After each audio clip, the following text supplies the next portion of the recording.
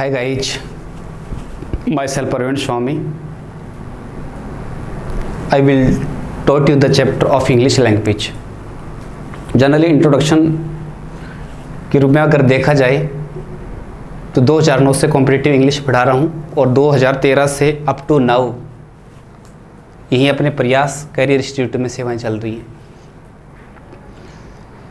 सबसे पहले अपन डिस्कस करें कि इस वैश्विक महामारी के दौरान व्हाट्सएप आप कैसे हैं। उम्मीद करता हूँ आप अच्छे होंगे और इसी प्रकार से आप अपना स्वास्थ्य है उसको मेंटेन रखिए। इसी वैश्विक महामारी को देखते हुए प्रयास ऑनलाइन जो है आपके हित में निःशुल्क सेवा के रूप में ऑनलाइन क्लासेज का शुभारंभ किया है। अन्य बातों के ऊपर डिस्कस न करके अपन मूल जो अपना टॉपिक है उसके बारे में अपन डिस्कस करेंगे। आज अपना टॉपिक है अपना ग्रामर का और वो है सब्जेक्ट वर्ब एग्रीमेंट। आपका जो रीट का जो है सिलेबस अपन देखें तो उसमें 3 टॉपिक्स आपके ग्रामर के हैं, that is subject verb agreement, model auxiliary verbs and linking devices. तो पूर्व में आपने फोनेटिक ट्रांसक्रिप्शन वगैरह पढ़ा होगा। फोनेटिक ट्रांसक्रिप्शन जो है वो मेजर बिंदु है, एक पूरी यूनिट कवर करती है, मैक्सिमम 5 मार्क्स कैरी करता है। वैसे क्या है, प्रत्येक जो ग्रामर का टॉपिक उसमें 2 से 3 क्वेश्चन जो हम पूछे जाते हैं। आज अपन डिस्कस करें सब्जेक्ट वर्ब एग्रीमेंट के बारे में। तो सब्जेक्ट वर्ब एग्रीमेंट जो है ये अलग अलग नामों से जाना जाता है। इसी को अपन क्या कह सकते हैं, कनकर्ड कह सकते हैं, और इसी को अपन क्या कह सकते हैं, सिंटेक्स कह सकते हैं। जिस प्रकार से भाषा की आत्मा हम किसको मानते हैं, ग्रामर का टीचिंग मेथड जो है उसमें देखा होगा आपने, जैसे कि पूर्व में एक मेथड की क्लास हुई थी अपनी, ग्रामर कम ट्रांसलेशन मेथड। उसमें एक बात कही गई थी, grammar is the soul of language. तो भाषा की आत्मा जो हम किसको मानते हैं, ग्रामर को मानते हैं, क्योंकि जो भी भाषा में अपन प्योरिटी सीखते हैं, जो भी भाषा में अपन शुद्धता सीखते हैं, वो किससे सीखते हैं, ग्रामर से ही सीखते हैं। इसी वजह से ग्रामर को भाषा की आत्मा माना जाता है। तो वैसे ही क्या है, सब्जेक्ट वर्ब एग्रीमेंट जो है वो ग्रामर की आत्मा होती है।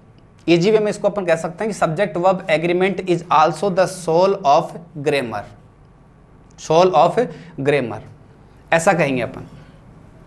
सब्जेक्ट वर्ब एग्रीमेंट है वो पूरा ग्रामर का सार आता है, पूरी की पूरी जो ग्रामर होती है अपना उसका सार आता है, जिसमें एक टॉपिक है अपना जैसे पार्ट्स ऑफ स्पीच। विभिन्न प्रकार के एग्जाम जो हैं, जैसे डिफेंस है, एसएससी है, बैंक है, उसमें ग्रामर का पोर्शन है वो इर्द गिर्द घूमता है किसके, पार्ट्स ऑफ स्पीच के। और पार्ट्स ऑफ स्पीच जो है वो 8 भागों में बांटा जाता है, that is noun, pronoun, verb, adverb, adjective, conjunction, interjection और प्रेपोजिशन। अगर किसी स्टूडेंट ने गहराई से डेप्थ में जाके पार्ट्स ऑफ स्पीच जो है उसकी स्टडी की है तो उसको अलग से सब्जेक्ट वर्ब एग्रीमेंट पढ़ने की ज़रूरत नहीं होती। दिखने में टॉपिक सरल सा है, लेकिन कंपटीशन के लिहाज से अपन देखें तो अनेक प्रकार के ग्रामर के जो टॉपिक्स हैं उनका सारा आता अपना सब्जेक्ट वर्ब एग्रीमेंट। वर्ब से देखें तो वर्ब जो शब्द अपना आ गया तो फिर नो डाउट आप इसको टेंस से भी अलग नहीं कर सकते, टाइम एंड टेंस वाला पार्ट है वो भी इसमें इंक्लूड होता है। सब्जेक्ट वर्ब एग्रीमेंट जो है वो क्या है, एक एग्रीमेंट है। और किस किस के बीच में एग्रीमेंट है, सब्जेक्ट और वर्ब के बीच में एग्रीमेंट है। सब्जेक्ट और वर्ब के बीच में क्या एग्रीमेंट होता है, तो सबसे पहले अपन जाने सिंटेक्स का मीनिंग। तो सिंटेक्स का मीनिंग होता है the formation of a sentence. एक वाक्य जो होता है उसकी जो बनावट होती है उसको अपन क्या बोलते हैं, सिंटेक्स बोलते हैं, कि वाक्य किस क्रम में लिखा होता है। बेसिक सेंटेंस पैटर्न में अपन देखते हैं कि एक सेंटेंस एसवी के रूप में जाता है, ठीक है, एससी के रूप में जाता है, एसवीओ के रूप में जाता है, एसवीसी के रूप में जा सकता है, एसवीओसी के रूप में जा सकता है, एसवीए के रूप में जा सकता है। तो बेसिक सेंटेंस पैटर्न के रूप में अपन देखें तो एक सेंटेंस के लिखने का क्रम किस रूप में होता है, SVOCA। यहाँ पे एस का मीनिंग जाने तो एस का मीनिंग जो होता है वो क्या होता है, subject. S stand for subject. और वैसे सब्जेक्ट के बारे में कहें अपन तो एक वाक्य में सब्जेक्ट का काम है वो कौन करता है, या तो नाउन या फिर कौन करता है, प्रोनाउन। एक सेंटेंस में सब्जेक्ट का काम होता है वो दो ही कर सकते हैं पार्ट्स ऑफ स्पीच के आधार पे, या तो वो नाउन होगा या फिर क्या होगा, प्रोनाउन होगा। सेम उसी प्रकार से ऑब्जेक्ट का काम है वो भी कौन करता है, या तो नाउन करेगा या फिर कौन करेगा, प्रोनाउन करेगा। नाउन अथवा प्रोनाउन जो होते हैं वही तो क्या होते हैं, सब्जेक्ट होते हैं, और वही क्या होते हैं, ऑब्जेक्ट होते हैं। V stand for verb, O stand for object, C stand for क्या होता है, कॉम्प्लीमेंट, और ए स्टैंड फॉर एडवर्ब, या फिर इसको अपन इजी वे में क्या बोल सकते हैं, एडजंक्ट भी कह सकते हैं। एडवर्ब या फिर क्या बोलोगे, एडजंक्ट भी कह सकते हैं, ऐसा कहोगे। तो बेसिक सेंटेंस पैटर्न के आधार पे अपन देखें तो एक सेंटेंस के लिखने का क्रम है वो किस रूप में गया, एस वी ओ सी ए। एस और वी दोनों पास पास बैठे हुए हैं। जब दो चीजें पास पास होती हैं, जब तक उनके बीच में कोई समझौता नहीं होगा, परस्पर क्या होगा, विवाद होगा, और इस विवाद से बचने के लिए दोनों बैठकर समझौता करते हैं। क्योंकि जैसा कि नाम से विदित हो रहा है, सब्जेक्ट वर्ब एग्रीमेंट, यानी सब्जेक्ट और वर्ब के बीच में जो एग्रीमेंट होता है उसी को अपन सब्जेक्ट वर्ब एग्रीमेंट, कनकॉर्ड, या फिर क्या कहते हैं अपन, सिंटैक्स कहते हैं। तो SVOCA के रूप में आपने देखा, सब्जेक्ट और वर्ब पास पास बैठे हैं, दोनों बैठकर समझौता करते हैं। और समझौता क्या करते हैं कि सब्जेक्ट अगर सिंगुलर होता है तो फिर वर्ब भी कैसी आती है, सिंगुलर आती है, और अगर सब्जेक्ट प्लूरल होगा तो फिर वर्ब भी कैसी लेती है, प्लूरल लेती है। Means singular subject always takes singular verb and plural subject always takes plural verb. तो सब जाने अपन सिंगुलर वर्ब की पहचान क्या होती है और प्लूरल वर्ब की पहचान क्या होती है।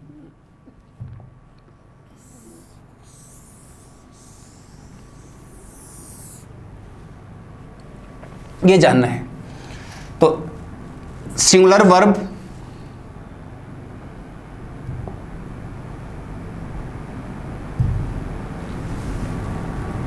इसको मैं शॉर्ट में मार्क कर रहा हूं SV, और एक साइड में लिखा अपन ने प्लूरल वर्ब। सबसे पहले तो अपन वर्ब के बारे में जानेंगे कि सिंगुलर वर्ब कैसी होती है, प्लूरल वर्ब कैसी होती है। सिंपल प्रेजेंट टेंस आपने पढ़ा होगा।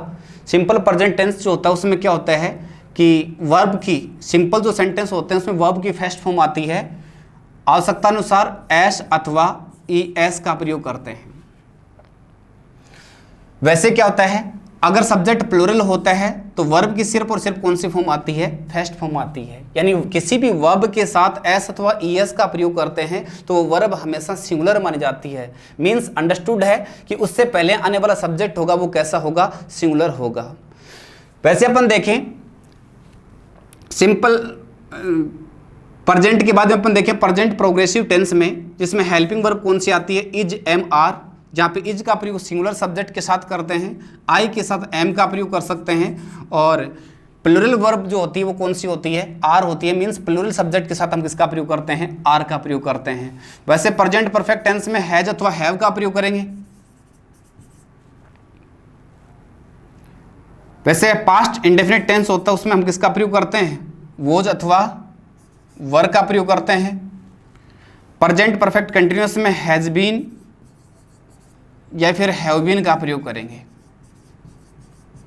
वैसे सिंपल प्रेजेंट टेंस वाला जो वाक्य होता है इसमें अगर डज का प्रयोग अगर होता है एज ए ऑक्सिलरी वर्ब तो वो सिंगुलर वर्ब होगा, और डू का प्रयोग करते हैं एज ए ऑक्सिलरी वर्ब तो वो कैसी वर्ब होगी, प्लूरल वर्ब होगी। तो सिंगुलर वर्ब के रूप में अपन जाने तो सिंगुलर वर्ब की पहचान के रूप में आपने देखा होगा किसी वर्ब के साथ एस अथवा ES लगा होता है, इज लगा होता है, हैज लगा होता है, वोज लगा होता है, या फिर हैज बीन लगा होता है, हैज बीन।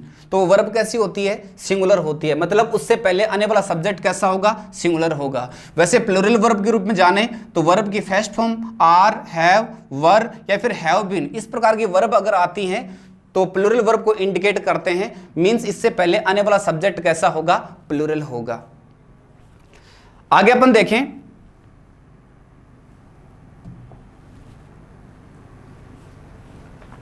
सिंगुलर वर्ब और प्लूरल वर्ब की पहचान आपने देखी। तो सब्जेक्ट वर्ब एग्रीमेंट अपना पार्ट्स ऑफ स्पीच है, उसका सारगर्भित तथ्य है। पहले एग्जांपल्स देखते हैं, सभी अपना माइंड है लगाइए यहाँ पे, और अपन को देखना कि यहाँ पे जितने भी फिलर दिए हुए हैं, जितने भी ब्लैंक दिए हुए हैं, उसमें अप्रोप्रिएट वर्ब अपनी कौन सी होगी, वर्ब भरनी है साहब। पहला क्वेश्चन वो देखिए, the director and the secretary just arrived. दूसरा अपना, Mohan and Sohan good guys, Shivani and Jyoti honest, the principal, the teacher and the LDC punctual. इस प्रकार के वर्ब है। तो यहां पे देखो, सब्जेक्ट अगर सिंगुलर तो फिर वर्ब भी कैसी आती है, सिंगुलर, और सब्जेक्ट प्लूरल तो फिर वर्ब भी कैसे लगा दोगे, यहाँ पे प्लूरल लगा दोगे। तो पहला question, the director and the secretary, अलग अलग सब्जेक्ट हैं और अलग अलग सब्जेक्ट हैं, उसको इंडिकेट कर रहा है, तो फिर यहाँ पे वर्ब कैसे लगानी है, प्लूरल लगानी है। जैसे ये क्वेश्चन की अगर मान लो विकल्प तैयार कर दे, एक ऑप्शन में क्या दे दिया इज, बी वाला पार्ट अपना उसमें क्या दे दे आर दे दे, सी वाला पार्ट उसमें दे दे हैज, और डी वाला पार्ट उसमें क्या दे दिया हैव दे दिया। क्योंकि अपनी कंपटीशन एग्जाम जो होती है वो ऑब्जेक्टिव टाइप एग्जाम होती है जिसमें ऑप्शन दिए होते हैं। अब अपन को जानना है कि यहाँ पे कौन सा ऑप्शन है, उसका चुनाव करोगे। The director and the secretary यहाँ पे प्लूरल वर्ब है, सॉरी प्लूरल सब्जेक्ट है, और प्लूरल सब्जेक्ट है तो फिर वर्ब कैसे आएगी, प्लूरल आएगी। क्योंकि यहाँ पे दो सब्जेक्ट हैं, दो नाउन है, डायरेक्टर एंड सेक्रेटरी, दो भिन्न भिन्न नाउन है जो जुड़ रहे हैं, किससे जुड़ रहे हैं, एंड से जुड़ रहे हैं। तो फिर यहाँ पे वर्ब कैसे लगानी है, सिंगुलर नहीं प्लूरल वर्ब लगानी है। तो प्लूरल वर्ब के रूप में एक तो आर दे रखा है, एक क्या दे रखा है, हैव दे रखा है। जैसा कि मैंने पूर्व में बताया था कि सब्जेक्ट वर्ब एग्रीमेंट से अपन टेंस अलग नहीं कर सकते, क्योंकि टेंस वो वर्ब का भाग होता है और इसमें वर्ब वाला पार्ट है। तो यहाँ पे हैव और एक आर दो वर्ब हैं जो प्लूरल होने को इंडिकेट कर रही हैं। अब यहाँ पे जानना है कि यहाँ पे वर्ब दोनों में से किसका चुनाव करेंगे। तो देखिए जस्ट दे रखा जस्ट, और जस्ट जो है वो एक एडवर्ब है जो प्रेजेंट परफेक्ट टेंस के वाक्यों में यूज होती है, और प्रेजेंट परफेक्ट टेंस का पता चलता है किससे चलता है, जस्ट से चलता है। तो फिर नो डाउट यहाँ पे या तो हैज का प्रयोग करोगे या फिर किसका प्रयोग करोगे, हैव का प्रयोग करोगे। तो यहाँ पे वर्ब सब्जेक्ट प्लूरल, तो फिर वर्ब कैसे लगाएंगे, प्लूरल। तो अब यहाँ पे किसका प्रयोग कर देंगे अपन, हैव का प्रयोग कर देंगे। सेकंड क्वेश्चन, उसके ऊपर अपना माइंड लगाओ। मोहन एंड सोहन और आगे लिखा गुड गाइज। तो सेम वही है, तो डिफरेंट नाउन जो कनेक्ट हो रहे हैं किससे, एंड से कनेक्ट हो रहे हैं। तो फिर वर्ब जो आती है वो कैसे लगानी है, प्लूरल लगानी है। अगर इसके भी ऑप्शन इस तरीके से डिजाइन कर दे, एक ऑप्शन उसमें लिखा इज, बी वाला पार्ट उसमें लिखा आर, सी वाला पार्ट उसमें लिखा वोज, और डी वाला पार्ट उसमें लिखा वर। तो इसमें भी ऑप्शन के तौर पे अपन देखें तो अपने आंसर सही है, वो दो ऑप्शन आ गए, एक तो वर वाला और दूसरा कौन सा, आर वाला। तो याद रखिए जनरल स्टेटमेंट वाले जो वाक्य होते हैं या जनरल ट्रूथ वाले जो वाक्य होते हैं वो अक्सर सिंपल प्रेजेंट टेंस में लिखे जाते हैं। तो यहाँ पे देखें तो सही तो दोनों के दोनों हैं, वर वाला भी और आर वाला भी, लेकिन लॉजिकल अपन देखें कि अधिक लॉजिकल कौन सा बिंदु है, तो अधिक लॉजिकल कौन सा होगा, अपना आर वाला पार्ट होगा। सेम उसी प्रकार से इसमें भी दो डिफरेंट सब्जेक्ट हैं, आर का प्रयोग करोगे, और यहाँ पे प्रिंसिपल, टीचर, एलडीसी दो डिफरेंट अलग अलग पोस्ट हैं उसको इंडिकेट करा। तो यहाँ पे वर्ब कैसे लगा दोगे आप, आर अथवा वर का प्रयोग कर दोगे। अधिक प्राथमिकता अपन किसको देंगे, आर को देंगे। सेम यही जो पॉइंट है अपना, आप स्क्रीनशॉट लेना चाहें तो ले सकते हैं। नियम जो बना अपना सब्जेक्ट वर्ब एग्रीमेंट में वो क्या बना, यदि दो अथवा दो से अधिक नाउन अथवा प्रोनाउन को एंड से जोड़ा जाए तो फिर वर्ब कैसे लगाएंगे अपन, प्लूरल लगाएंगे। The director and the secretary same वही है, किसका प्रयोग करोगे आप, हैव का प्रयोग करोगे। यहाँ किसका प्रयोग कर देंगे अपन, आर का प्रयोग कर देंगे। यहाँ भी किसका प्रयोग करोगे, आर का, और यहाँ भी किसका प्रयोग कर दोगे, आर का प्रयोग कर दोगे। तो सब्जेक्ट वर्ब एग्रीमेंट में क्या है, सिलेक्टेड रूल्स आते हैं अपने जो पार्ट्स ऑफ स्पीच पे आधारित होते हैं, जिसका पहला जो नियम अपना निकल कर आया वो कौन सा, कि दो अथवा दो से अधिक नाउन होते हैं, मतलब सब्जेक्ट के स्थान पे या तो क्या होता है नाउन या फिर क्या होगा प्रोनाउन। नाउन और प्रोनाउन दोनों किसका काम करते हैं, सब्जेक्ट का, जिसको अपन कनेक्ट करते हैं, that is connected with and. तो वर्ब जो आती है वो कैसी आती है, प्लूरल वर्ब आती है, राइट जी। अब देखो इंग्लिश को हम कभी भी सीख नहीं सकते, जबकि इसको आसानी से अपन समझ सकते हैं, because this language is full of exceptions. भाषा शिक्षण कोई भी होता है, चाहे वो हिंदी हो, चाहे वो इंग्लिश हो, चाहे वो संस्कृत हो, कोई भी क्या होता है लैंग्वेज लर्निंग वाला पार्ट अगर आता है वो अपवादों का पिटोरा होता है। उसमें एक तरफ नियम आता है तो दूसरी तरफ क्या आएगा, अपवाद आएगा। हमें नियमों के साथ साथ विकास करना होता है, किसका, अपवादों को विकास करना होता है। तो पहला जो अपना नियम बनकर निकला, नियम बनकर आया अपना, वो क्या है कि दो अथवा दो से अधिक नाउन अथवा प्रोनाउन को अपन एंड से जोड़ें तो वर्ब कैसी आती है, प्लूरल। तो इसी के कुछ एक्सेप्शन केस देखते हैं अपन। नियम एक है, इसके अपवादों वाला बिंदु अपन देखें तो 3 पॉइंट निकल कर आएंगे अपने। जैसे अपवाद में पहला अपवाद अपन देखें, एक्सेप्शन वाला पार्ट है, उसके पहले एग्जाम्पल कर रहे हैं अपन। तो यहां पे अलग अलग सब्जेक्ट हैं जो जुड़ रहे हैं, किससे? एंड से जुड़ रहे हैं।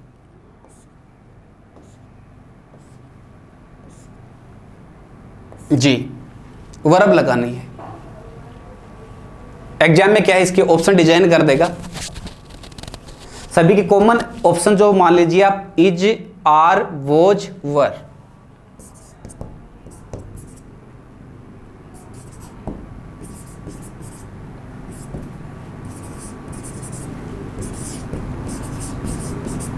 जी,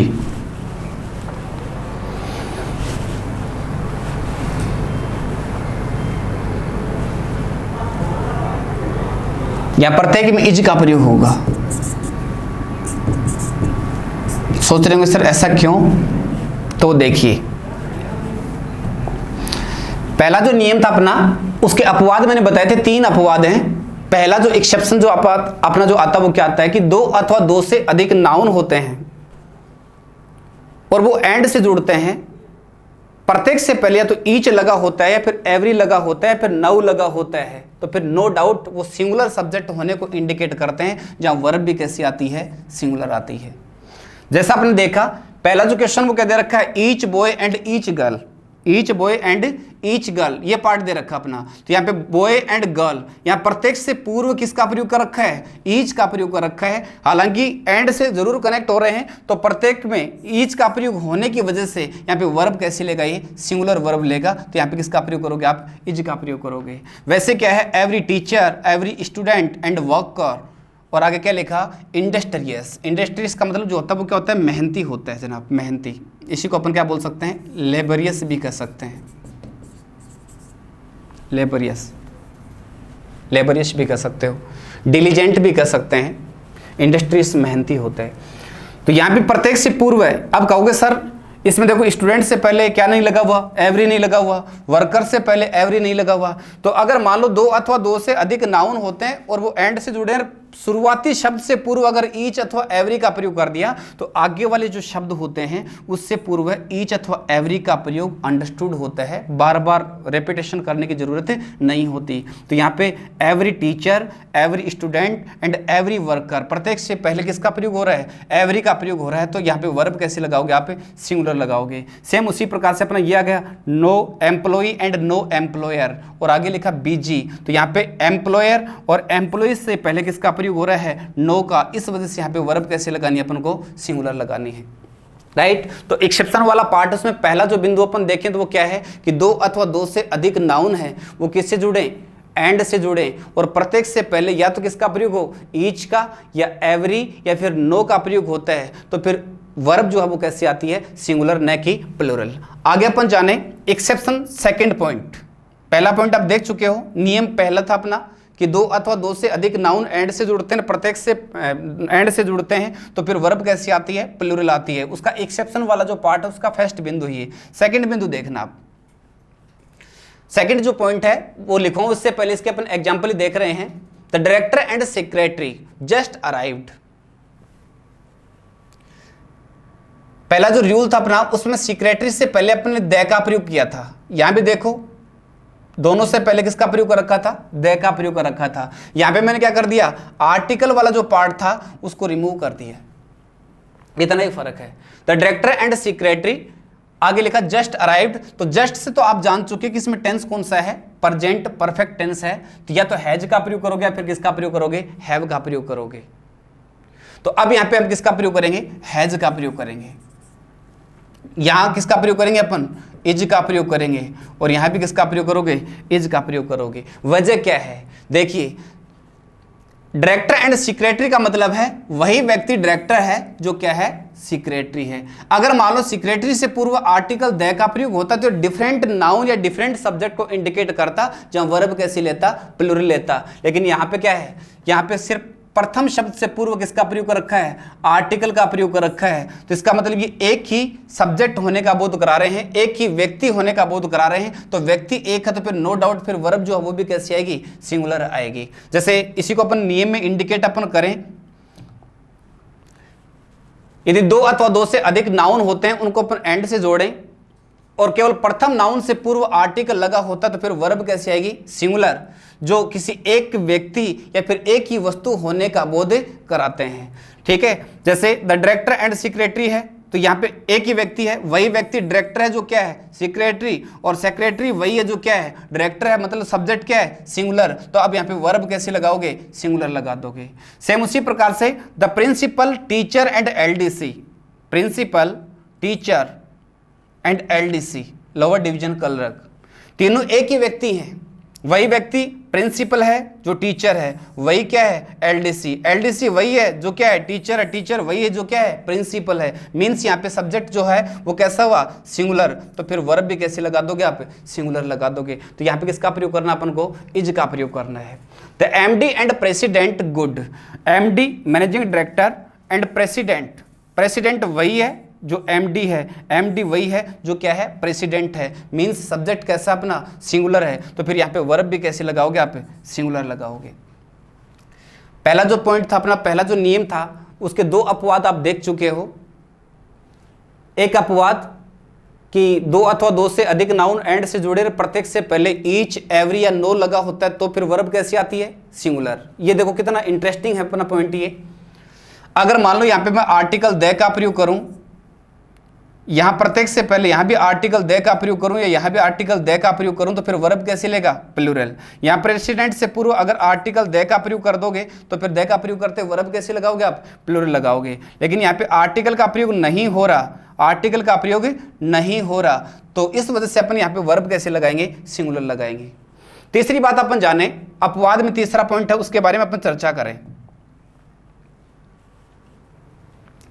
लैंग्वेज लर्निंग में, ग्रामर में कुछ शब्द ऐसे हैं जो पेयर वर्ड्स के रूप में होते हैं। भले ही वो किससे कनेक्ट होते हैं? एंड से कनेक्ट होते हैं, लेकिन इसके बावजूद भी उसके साथ कभी अपन प्लूरल वर्ब नहीं लगा सकते। वो वर्ब कैसे लेंगे? सिंगुलर वर्ब लेंगे। जैसे पेयर वर्ड्स के रूप में अपन जाने तो एक लिखा अपन ने ब्रेड एंड बटर, मेंशन कर लीजिए आप, bread and butter. Rice and curry,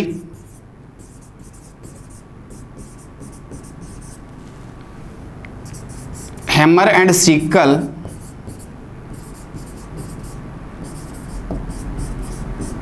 hammer का मतलब हथौड़ा होता है, सिकल का मतलब होता है हंसिया, जिसको सिंपल भाषा में बोलते हैं अपन दराती, दांतली, इस प्रकार से। लेकिन यहाँ पे इसका मीनिंग जो है सिकल का, वो दराती, हंसिया वो नहीं होगा। यहाँ पे इसका मीनिंग जो होगा वो क्या होगा? कील होगा।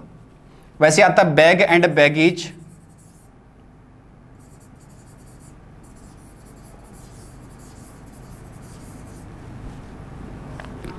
शाउटिंग एंड क्राइंग, शाउटिंग का मतलब होता है वो भी चिल्लाना होता है, क्राइंग का मतलब भी क्या होता है? चिल्लाना। दोनों का सेम मीनिंग है।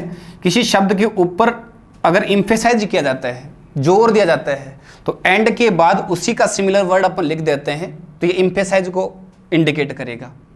शाउटिंग एंड क्राइंग, कॉपी कर लीजिए इनको आप। Bread and butter, rice and curry, hammer and sickle, bag and baggage, bag and baggage का मतलब होता है बोर या बिस्तर, shouting and crying.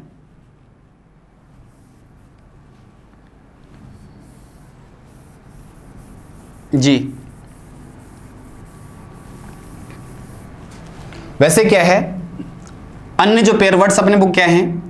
Early to bed,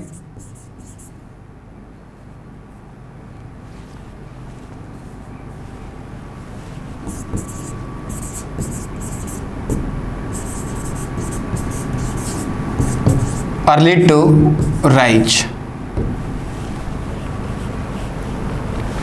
slow and study,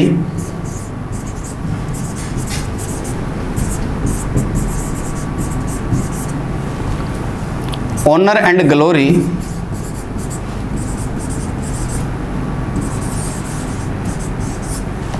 या फिर इसी को अपन क्या बोल सकते हैं? Crown and glory.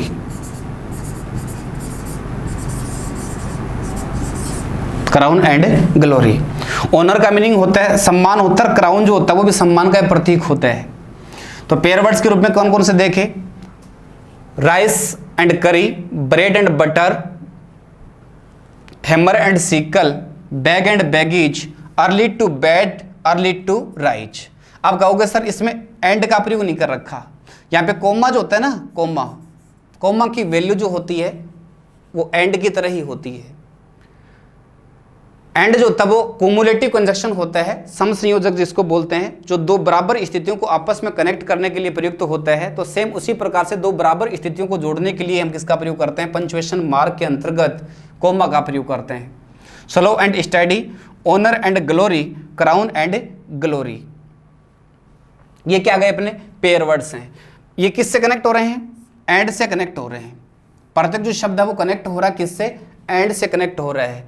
अब सोचोगे सर एंड से कनेक्ट हो रहा तो फिर वर्ब कैसे आनी चाहिए, प्लूरल आनी चाहिए, लेकिन इसके साथ वर्ब प्लूरल नहीं आएगी। वैसे एक पेयर वर्ड और आता अपना, दाल बाटी एंड चूरमा। इसमें बाटी को रिमूव कर दे तो इसको अपन यूं भी बोल सकते हैं दाल एंड चूरमा। ये बिंदु आ गया। जैसे एक्सरसाइज करें, bread and butter my favourite breakfast, my favourite breakfast. Question number 3 को छोड़कर, 3 नंबर जो क्वेश्चन है उसको छोड़कर बाकी 1, 2 और 4 चारों जो क्वेश्चन है उसके लिए ऑप्शन डिजाइन कर रहे हैं अपन। इज, आर, वोज, वर। विशेषकर शिक्षक भर्तियों की जो परीक्षाएं जो होती हैं उसमें ऑप्शन दिए होते हैं। हालांकि एसएससी बैंकिंग में सब्जेक्ट वर्ब एग्रीमेंट पर आधारित जो क्वेश्चन है वो एरर बेस्ड क्वेश्चन डिजाइन होते हैं। नॉलेज डेवलपमेंट सेम है अपना, सिर्फ तरीका अलग होता है। Bread and butter my favourite breakfast, इसमें देखें तो जनरल ट्रूथ वाला वाक्य है, और जनरल ट्रूथ वाला वाक्य होता है, जनरल स्टेटमेंट वाला जो वाक्य होता है उसमें वर्ब जो है वो सिंगुलर आती है, फिर प्लूरल आती है। It doesn't matter. टेंस का अपन बात करें तो टेंस आता है वो कौन सा आता है अपना, सिंपल प्रेजेंट टेंस आता है। तो यहाँ पे किसका प्रयोग कर देंगे अपन, इज का प्रयोग कर देंगे। वैसे क्या है यहाँ पे किसका प्रयोग होगा, इज का, और फोर्थ वाला जो पार्ट है उसमें भी किसका प्रयोग होगा, इज का प्रयोग होगा। इसमें वर्ब दे रखी है, एक ऑप्शन उसमें दे दिया विन का प्रयोग करोगे, ऑप्शन बी जो उसमें दे दिया विंस का प्रयोग करोगे, सी वाला पार्ट उसमें लिख दिया वोन, और डी वाला पार्ट उसमें लिख दिया हैज वोन। ये पार्ट आ गया। Slow and study the race, hare and tortoise वाली कहानी सुनी होगी आपने। हेयर है वो तेज दौड़ने वाला था, एक तरह से एक मोटिवेशनल पंक्ति भी बोल सकते हैं अपन कि कामयाब होने के लिए अधिक टैलेंट होना कोई जरूरी नहीं होता। सामान्य आईक्यू के बच्चे होते हैं लेकिन वो रेगुलर अगर होते हैं श्योरली एंड सर्टेनली कामयाबी हासिल कर लेते हैं। स्लो एंड स्टडी, स्टडी का मतलब होता है रेगुलरिटी, निरंतरता जिसको बोले। द रेस, विन, विंस, वोन, हैज वोन। कोई भी मोरलिटी वाला जो वाक्य होता है, नैतिक शिक्षा वाला, किसी वाक्य में अगर प्रोवर्ब का बोध होता है, लोकोक्ति मुहावरे वाले, या फिर किसी व्यक्ति विशेष का कोई कोटेशन दिया होता है, वो हमेशा सिंपल प्रेजेंट टेंस में लिखा जाता है। टेंस वाला पार्ट है, इसी के साथ साथ अपन देखते चलेंगे क्योंकि आपके सिलेबस में टेंस नहीं डाल रखा, और सब्जेक्ट वर्ब एग्रीमेंट वाला जो पार्ट है अपना वो टेंस से भी जुड़ा हुआ पार्ट है। तो क्या है, प्रोवर्ब, लोकोक्ति मुहावरे, कोटेशन, कोई भी व्यक्ति है वो अपना अगर स्टेटमेंट देता है, या फिर मोरलिटी, नैतिक शिक्षा वाले जो वाक्य होते हैं वो अक्सर कौन से टेंस में लिखे जाते हैं, सिंपल प्रेजेंट टेंस में लिखे जाते हैं। और सिंपल प्रेजेंट टेंस के रूप में देखें तो एक ऑप्शन में तो यहाँ पे विन दे रखा है, एक में क्या दे रखा है, विंस दे रखा है। एक तो क्या है विन, और एक वाला पार्ट उसमें क्या गया अपना, विंस आ गया। ये है, तो इसमें आपका सही आंसर होगा वो कौन सा होगा, विंस होगा। कारण क्योंकि ये पेयर वर्ड है, और पेयर वर्ड होने की वजह से इसके साथ जो वर्ब लगाएंगे वो कैसे लगाएंगे अपन, सिंगुलर वर्ब लगाएंगे। राइट जी। आगे देखिए, एक एग्जांपल और लिखे अपन।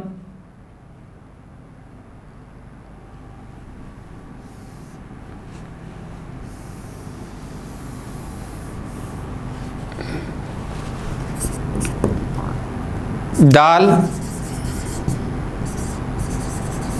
बाटी and churma a popular dish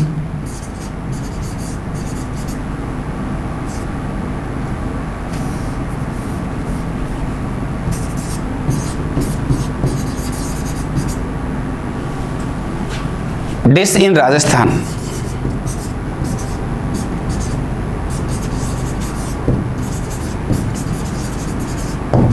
जी, तीनों अलग अलग सब्जेक्ट हैं, लेकिन तीनों के तीनों जो पार्ट हैं उससे मिलकर एक सिंगल डिश तैयार हो रहा है। मीन्स सब्जेक्ट कैसा हुआ अपना, सिंगुलर हुआ।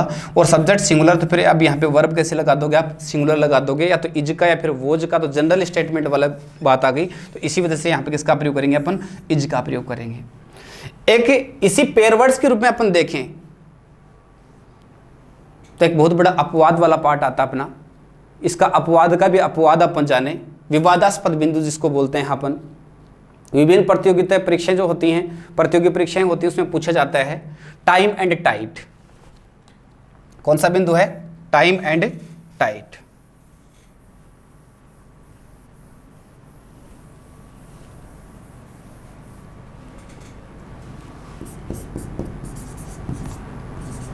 लोकल पब्लिकेशन की किताब जो होती हैं उसमें अपन स्टूडेंट पढ़ें तो टाइम एंड टाइड जो है उसके साथ वर्ब जो आती है वो कैसे लगाते हैं, वो सिंगुलर लगाते हैं, ज़्यादा टेंशन नहीं लेते।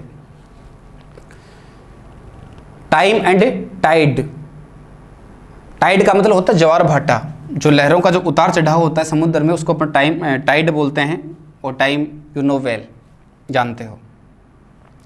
टाइम एंड टाइड के साथ सिंगुलर वर्ब भी आती है, टाइम एंड टाइड के साथ प्लूरल वर्ब भी आती है।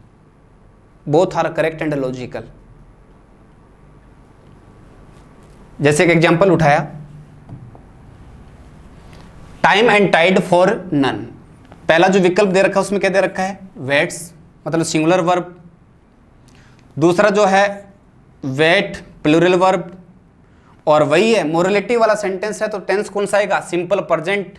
और सिंपल प्रेजेंट आएगा तो इसमें किसका प्रयोग नहीं हो सकता, वेटेड का प्रयोग नहीं हो सकता, क्योंकि सेकंड फॉर्म है तो वो सिंपल पास्ट को इंडिकेट कर रहा है। एक दे दिया both A and B are correct, A और बी दोनों के दोनों क्या हैं, सही हैं। तो फिर इसमें सिंगुलर वर्ब है और एक वर्ब कैसी है, प्लूरल है। बोथ वाला ऑप्शन दे रखा, तो फिर नो डाउट आपका सही आंसर होगा वो कौन सा होगा, डी का होगा। क्योंकि मैं पूर्व में बता चुका हूं कि टाइम और टाइड जो होता है, टाइम एंड टाइड के साथ सिंगुलर वर्ब भी लगाते हैं और टाइम एंड टाइड के साथ प्लूरल वर्ब भी लगाते हैं। दोनों अगर ऑप्शन में दिए होते हैं और बोथ का ऑप्शन दे रखा है तो फिर आपका आंसर क्या होगा, वही होगा। दोनों के दोनों क्या हैं, सही हैं। आगे अपन जाने, इसी का दूसरा एग्जाम्पल अपन जाने। तीन टाइप से समझाया मैंने इसको, ठीक है। टाइम एंड टाइड को खूब अच्छी तरह से, कि किसी भी टाइप से एग्जाम में अगर प्रश्न पूछ लिया जाए तो हमारे एस्पिरेंट्स जो हैं उनको किसी प्रकार की कोई प्रॉब्लम क्रिएट नहीं हो। यहाँ पे ऑप्शन को ढंग से देखिए आप, इसमें सिंगुलर वर्ब भी दे रखी है और वर्ब कैसी दे रखी है, प्लूरल भी दे रखी है, दोनों वर्ब दे रखी हैं। ऑप्शन डी में क्या दे रखा है, बोथ वाला पार्ट दे रखा है कि both A and B are correct. दूसरी टाइप से देखना इसको, यहां पे दे रखा है waits means singular verb, tense कौन सा है, simple present. No doubt tense simple present ही आएगा इसमें। यहां पे वेटिंग दे रखा है, वर्ब के रूप में अकेला वेटिंग कभी भी नहीं आ सकता। वेटेड दे रखा है जो सिंपल पास्ट को इंडिकेट कर रहा है। टेंस, दोनों बातें याद रखनी है आपको। टाइम एंड टाइड मोरलिटी वाला सेंटेंस है और मोरलिटी वाला सेंटेंस होने की वजह से अपन जाने तो इसमें टेंस कौन सा है, सिंपल प्रेजेंट टेंस है। एक दर का हैज वेटेड जो कौन सा टेंस को इंडिकेट कर रहा है, प्रेजेंट परफेक्ट टेंस को इंडिकेट कर रहा है। तो अब आपका अप्रोप्रिएट जो आंसर है वो नो डाउट कौन सा होगा, वेट्स होगा, क्योंकि दोनों ऑप्शन में है ही नहीं, सिर्फ एक दे रखा है, या तो वेट है या फिर क्या है, वेट्स है। तो फिर ऑप्शन के आधार पर देखें तो आपका सही आंसर कौन सा होगा, वेट्स होगा। ठीक है, आगे देखिए, बड़ा मजेदार क्वेश्चन है। Time and tide for none, और यही प्रश्न पूछा था आरपीएससी ग्रेड 2,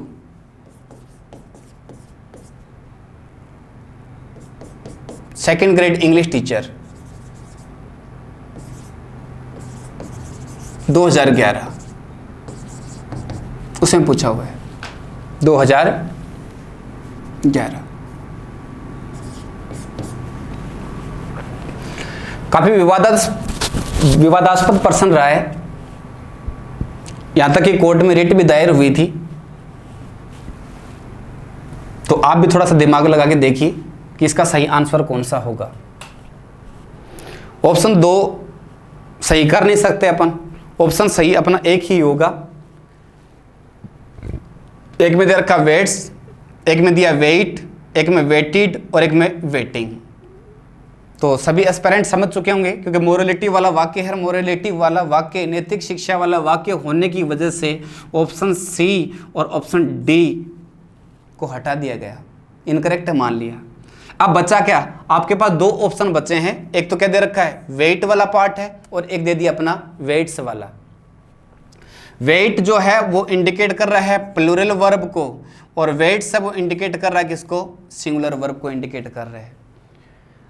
अब दोनों गोले काले अपन कर नहीं सकते, ऑब्जेक्टिव टाइप एग्जाम अपना। अब दोनों में से किसी एक का चुनाव करना आपको। तो फिर से एक बार दोहरा रहा हूं पॉइंट को, टाइम एंड टाइड जो है उसके साथ वर्ब सिंगुलर भी आती है, और टाइम एंड टाइड के साथ वर्ब कैसी आती है, प्लूरल भी आती है। लेकिन बात करें प्राथमिकता की, सभी के इस टाइम पे आपके माइंड में ये प्रश्न घूम रहा होगा, सर ऑप्शन में दोनों दे दिए जाएंगे जैसा कि यहाँ इसमें दे रखा है, तो फिर प्राथमिकता अपन किसको देंगे। तो फिर अधिक लॉजिकल हम किसको मानते हैं, प्लूरल वर्ब को मानते हैं।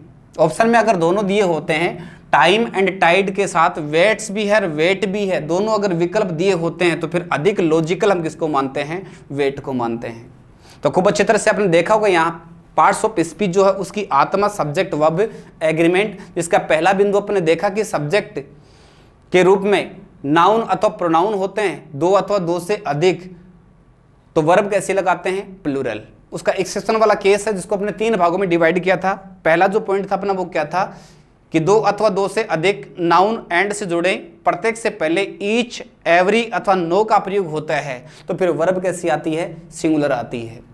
सेकंड जो अपवाद था इसका वो कौन सा था कि जब एक ही व्यक्ति होता है फिर एक ही वस्तु होती है, उसके लिए अलग अलग प्रयुक्त होने वाले नाउन्स को एंड से जोड़ें तो केवल प्रथम नाउन से पूर्व आर्टिकल लगा होता है, और ऐसी स्थिति में वर्ब जो लगाते हैं वो कैसे लगाते हैं, सिंगुलर लगाते हैं।